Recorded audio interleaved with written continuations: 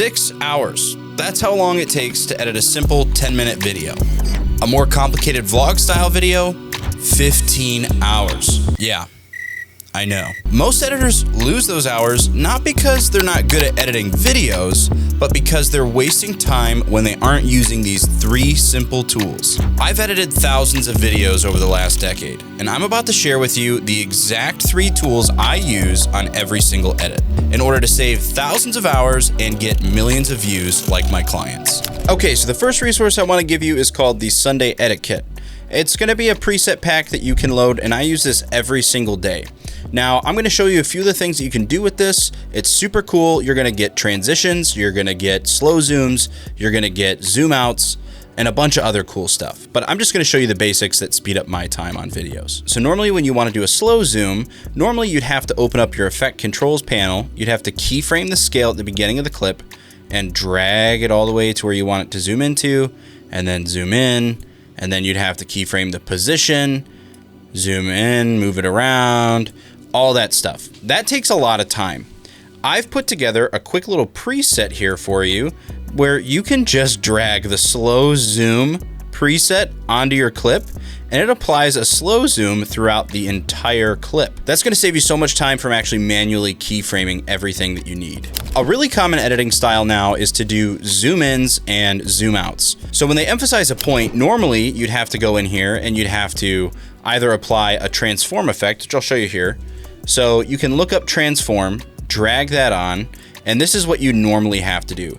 You'd have to click the scale, you have to zoom in, and you would have to change the shutter angle, increase that to 200 so you get some motion blur. Then you'll have to come in here, highlight these keyframes, ease in. Then you're gonna have to go through and manually adjust these keyframe velocities so that it's a bit smoother.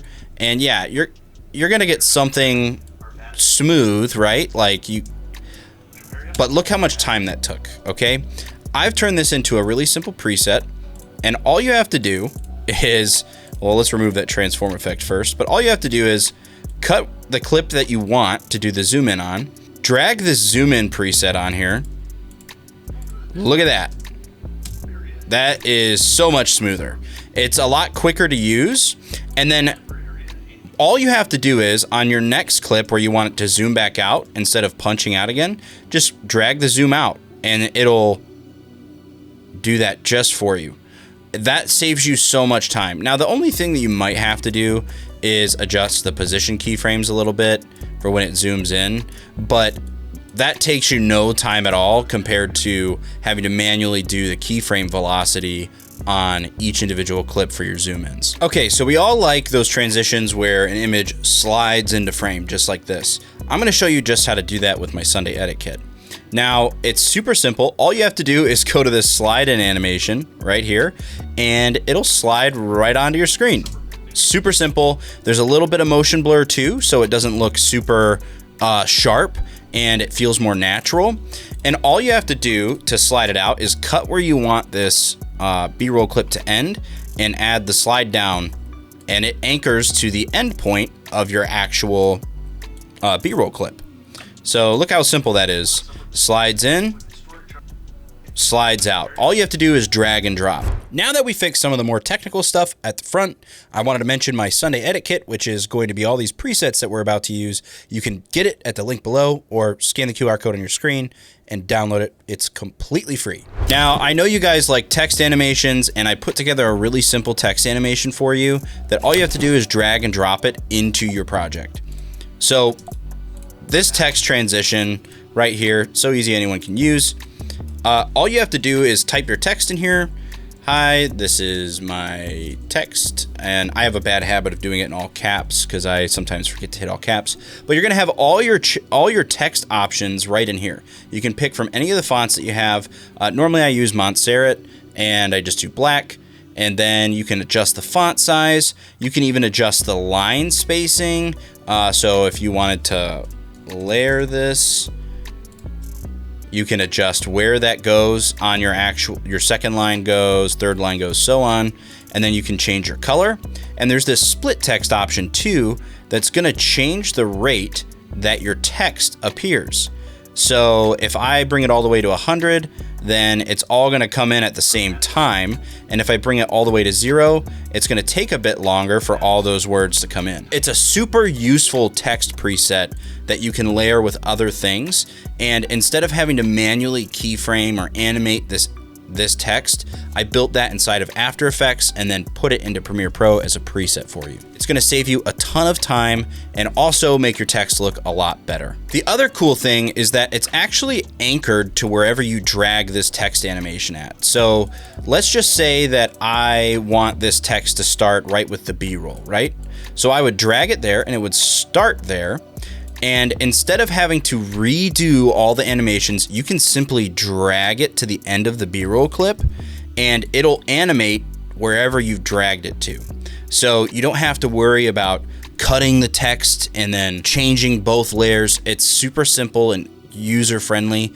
Anybody can use it, and I recommend you go download it now. Okay, so the second tool is a paid tool that I use. It's a plugin called AtomX, and I'll link it below in the description. This is the single biggest time saver for me when I'm editing a project. Let me show you. So you're going to have access to an incredible amount of transitions.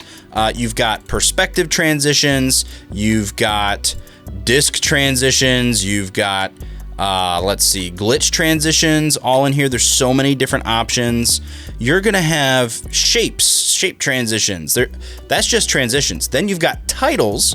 So you have all these titles, minimal titles, modern titles. You've got glitch titles, kinetic ones with more motion. Then you have a huge lower thirds library. I mean, call outs that you can keyframe and animate, and it's all super simple to use. Everything that you see there is drag and drop. Let me show you just a couple things really quick. So let's just say I want this basic zoom in transition. All I have to do is double click it, and it's going to be applied right to my timeline. Now, if you don't see it populate in your timeline, sometimes it doesn't do that. You just Command V and it'll copy right into your timeline. And all I have to do is drag it over where I want it to go. So let's see how it looks.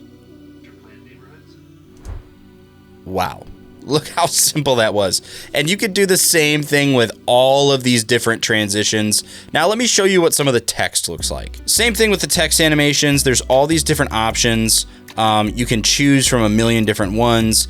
They get basic, they've got elastic ones, they've got glitch text, and they have 3D text, which is actually kind of cheesy, if I'm being honest. Feels like iMovie, but there's some good ones in here. So I usually just do the first basic animation one and I double click it and it's right on my timeline. And it's gonna be the same thing as the other preset that I used before that I built out. It's just a little bit more, obviously it's just paid, but look at this. I can change the text and you can change the font and you can change the weight and you can change the color and you can change the scale. Everything that you want is right there. It's awesome.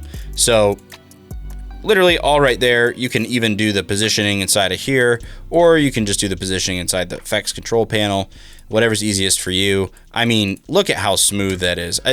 My Premiere Pro's a little glitched on playback right now, but look at how smooth that text animation is. And it's gonna be the same thing as the other text animation preset. You can drag, move it around wherever you want. Not only do they have all of those cool things, which I haven't even gotten into, there's a million more. Go check it out. I highly recommend paying for it. It saves me so much time and energy. But they also have a bunch of sound effects too. So you've got all these different swooshes that you can pick from. They have cinematic, that was very loud in my headphones. Cinematic hits. They've got hits 3, flat, all these interfaces. Just so many different things that I mean, look at that, guys. It is such an awesome plugin for Premiere Pro.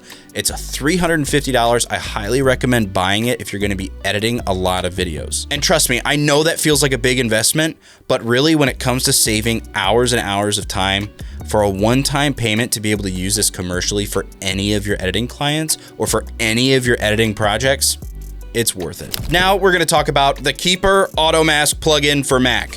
Windows users, I'm super sorry you don't have access to this, but Mac users, rejoice because you do. I mean, look at how So have you ever wondered how people do this, where they put text or an image or something behind them? This is Keyper, and it's by Sheffield Softworks, and basically it does what Adobe AutoMask does instantaneously. It's $99 one time, and then you get to use it however you want for however long you want. I'm just gonna show you how Adobe would normally have you do this. So normally what you'd have to do is double the layer by holding Alt, dragging it over, and then you would have to go into your effect controls. You'd have to do Object Mask tool, wait a while for it to load. Yep, select them, and then you'd have to reselect because it didn't select it right, and then you'd have to track selected mask forward, let it initialize. And I'm not even gonna show you the whole thing because it just takes forever and it sucks. Watch how simple this is. Okay, I'm gonna drag the same clip. I'm gonna bring my Keyper plugin right onto this clip. Boom, it's done.